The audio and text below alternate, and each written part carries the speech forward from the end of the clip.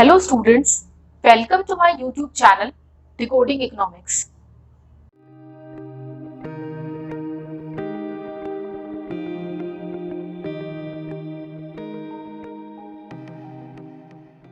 तो चलिए आज के लेक्चर को हम स्टार्ट करते हैं। तो स्टूडेंट्स, हम पढ़ रहे थे लॉ ऑफ डिमांड के बारे में और हमने उसमें पढ़ा था लॉ ऑफ डिमांड के कुछ एजम्पशन, लॉ ऑफ डिमांड के कॉजेस और लॉ ऑफ डिमांड के एक्सेप्शंस। तो आज हम पढ़ेंगे change in quantity demanded and change in demand। आज का हमारा टॉपिक है change in quantity demanded and change in demand. इसका मतलब ये है कि चेंज इन क्वांटिटी डिमांडेड का मतलब क्या होता है और चेंज इन डिमांड का मतलब क्या होता है और दोनों में क्या डिफरेंस होता है। तो इसको पढ़ने के लिए सबसे पहले हम पढ़ेंगे चेंज इन क्वांटिटी डिमांडेड।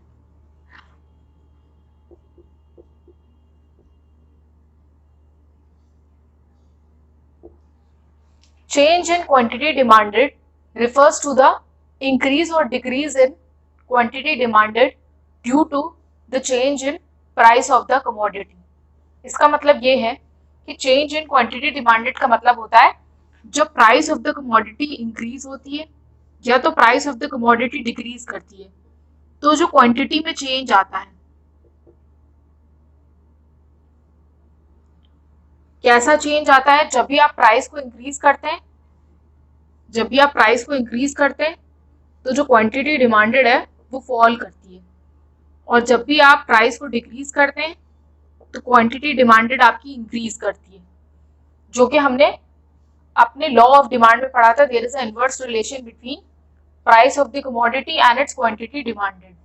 वही यहाँ पे एप्लीकेबल हो रहा है कि चेंज इन क्वांटिटी डिमांडेड का मतलब होता है कि क्वांटिटी में चेंज होना due to change in price. इसका मतलब है या तो आपका प्राइस बढ़ रहा है या तो आपका प्राइस घट रहा है।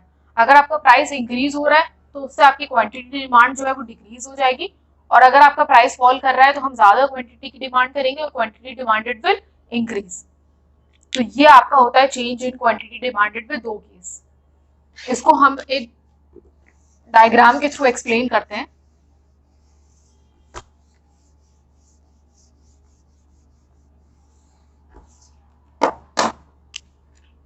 Change in quantity demanded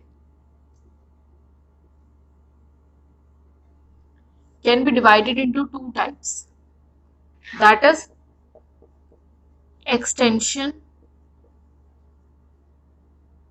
of demand and contraction of demand।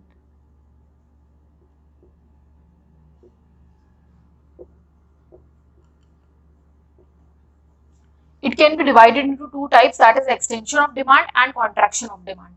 Extension of demand, that is increase in quantity demanded due to fall in the price of the commodity। Extension of demand आपका क्यों होता है? Change इन quantity demanded में दो case होते हैं, पहला extension of demand और दूसरा contraction of demand. Extension of demand होता है due to, extension of demand का मतलब होता है increase in quantity demanded due to fall in the price of the commodity. इसका मतलब होता है increase in quantity demanded due to fall in the price of the commodity. इसके बाद कॉन्ट्रैक्शन ऑफ डिमांड का मतलब होता है decrease in quantity demanded due to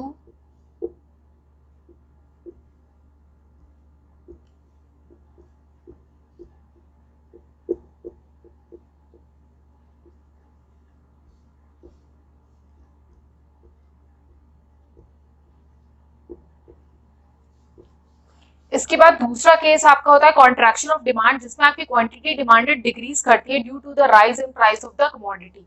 जब हम प्राइस को बढ़ाते हैं तो डिमांड आपकी कम हो जाती है। तो ये दो इंपॉर्टेंट केसेस है, आप इसको नोट डाउन कर लीजिए कि quantity change in quantity demanded में एक्सटेंशन ऑफ डिमांड और कॉन्ट्रैक्शन ऑफ डिमांड को हम पढ़ते हैं। इसके बाद मैं आपको इसका एक डायग्राम बना के दिखाऊंगी कि कैसे इसका डायग्राम बनता है।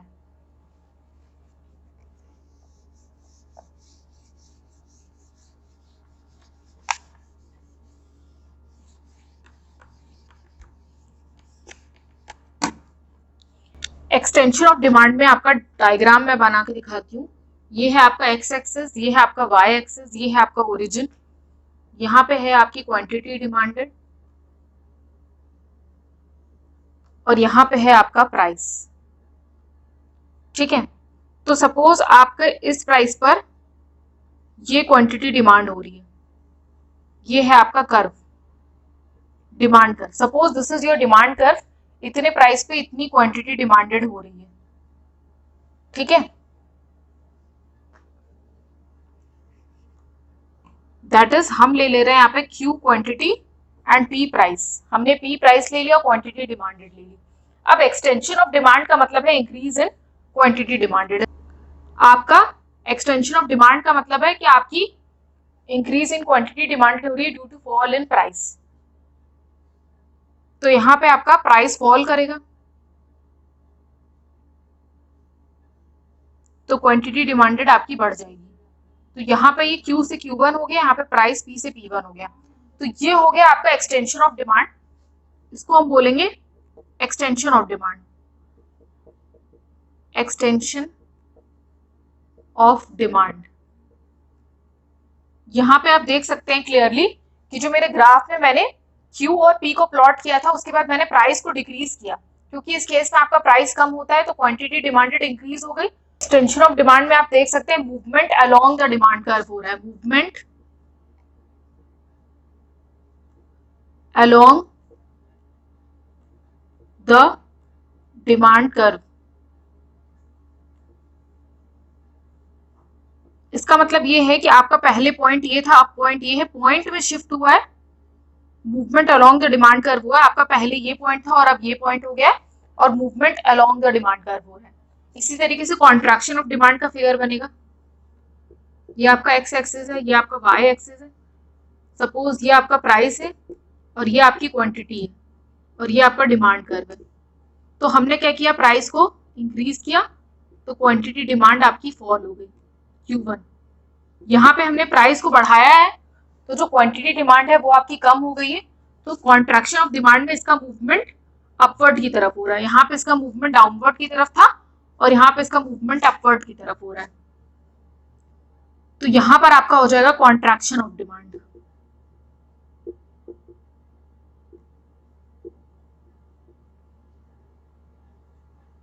इस फिगर में आप क्लियरली देख सकते हैं कि कॉन्ट्रैक्शन ऑफ डिमांड आपकी हो रही है। पहले प्राइस ये था, क्वांटिटी ये थी, मैंने प्राइस को इंक्रीज किया, क्वांटिटी डिमांड आपकी कम हो गई और ये यहाँ पे आपका अपवर्ड की तरफ शिफ्ट मूव कर रहा है ये एक्चुअली ये अपवर्ड की तरफ मूव कर रहा है और यहाँ पे डाउनवर्ड की तरफ मूव कर रहा है। आप देख सकते हैं एक्सटेंशन के केस में, कॉन्ट्रैक्शन के केस में अपवर्ड की तरफ मूव कर रहा है क्योंकि हमने प्राइस बढ़ाया और क्वांटिटी डिमांडेड फॉल कर रही है। तो इसमें क्या है कि आपका पॉइंट सिर्फ चेंज हो रहा है, पहले इस पॉइंट पे था, अब इस पॉइंट पे ये मीट कर रहा है। यहां से ये A से B पॉइंट पे शिफ्ट हो गया, यहां से ये A से B पॉइंट पे शिफ्ट हो गया। तो पॉइंट पे ये मूवमेंट हुआ है इसका। तो ये हो गया आपका चेंज इन क्वांटिटी डिमांडेड। अब हम पढ़ेंगे change in demand.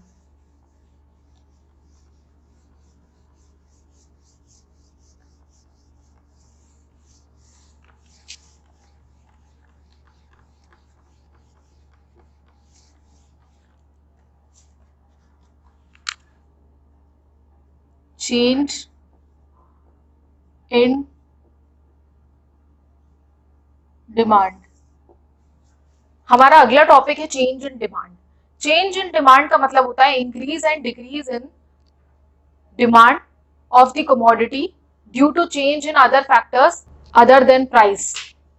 Change in demand आपका तब होता है when there is increase and decrease in the demand of the commodity due to change in other factors other than price, जैसे कि due to change in income of the consumer, due to change in the price of related goods, due to change in taste and preferences of consumer, due to change in size of population। तो बाकी सारे factors जो होते हैं, मतलब price of the commodity के अलावा जब भी आपकी प्राइस में चेंज होने की वजह से क्वांटिटी डिमांडेड चेंज होती है तो वो आपका कहलाता है change in quantity demanded.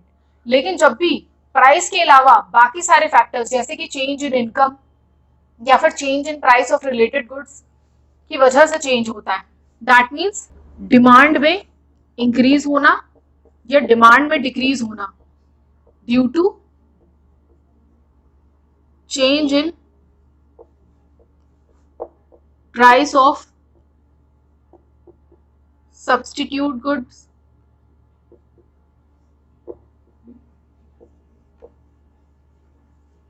Change in income of consumer,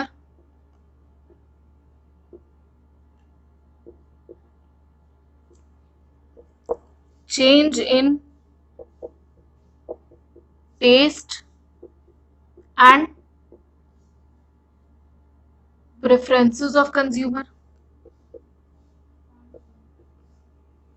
इसका मतलब ये है कि अगर बाकी किसी फैक्टर की वजह से डिमांड में चेंज आ रहा है प्राइस के अलावा तो वो कहलाता है चेंज इन डिमांड, और अगर प्राइस की वजह से के चेंज होने की वजह से क्वांटिटी डिमांड में चेंज आता है तो वो आपका कहलाता है चेंज इन क्वांटिटी डिमांडेड।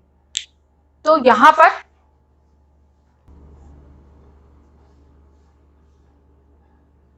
में आपके दो पॉइंट्स आ सकते हैं, या तो इंक्रीज इन डिमांड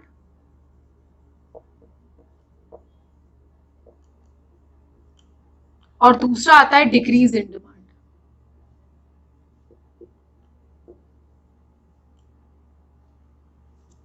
यहां पे आपका शिफ्ट होता है डिमांड कर्व में, शिफ्ट इन डिमांड कर्व, यहां पर भी शिफ्ट होता है डिमांड कर्व में।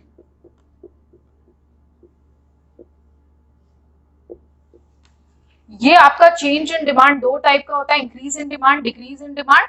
There is shift in demand curve, shift in demand curve. इसको मैं आपको डायग्राम के थ्रू एक्सप्लेन करती हूँ। ड्रॉ करेंगे, ये आपका y एक्सिस है, ये आपका x एक्सिस है, ये ओरिजिन है, ये आपका प्राइस है। आपकी क्वांटिटी डिमांडेड पहले ये थी और अब ये चेंज होकर के Q1 पॉइंट पर हो गई। पहले ये Q थी, यहाँ पे आप डिमांड लिख रहे हैं और यहाँ पे आप लिख रहे हैं प्राइस। तो पहले ये इस पॉइंट पे थी, अभी शिफ्ट हो गई है इस पॉइंट पे। तो आप ये क्लियरली देख सकते हैं कि यहाँ पर आपकी जो क्वांटिटी है डिमांडेड है वो पहले यहाँ पर थी पॉइंट Q पे, अब ये राइटवर्ड शिफ्ट हो गई है। तो इंक्रीज इन डिमांड में आपका राइटवर्ड शिफ्ट होता है।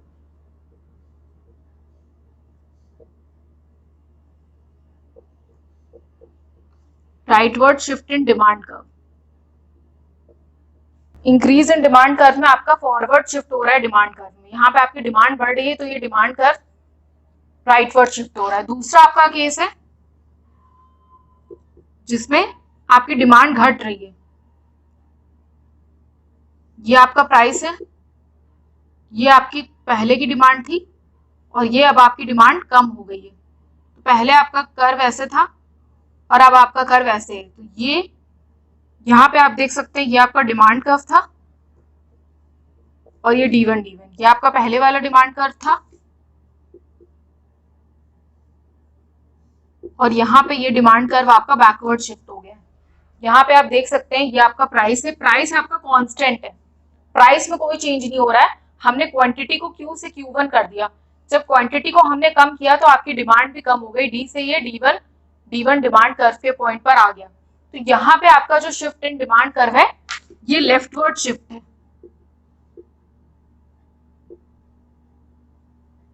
या फिर आप इसको बैकवर्ड शिफ्ट भी बोल सकते हैं कि लेफ्टवर्ड या फिर बैकवर्ड शिफ्ट कर रहा है डिमांड कर्व। ये आपका डिमांड कर्व है, पहले यहाँ पे था अब ये यहाँ पे शिफ्ट हो गया because of decrease in demand. तो यहाँ पर इंक्रीज इन डिमांड के केस में आपका डिमांड कर्व जो राइटवर्ड शिफ्ट हो रहा है और डिक्रीज इन डिमांड के केस में आपका लेफ्टवर्ड शिफ्ट हो रहा है।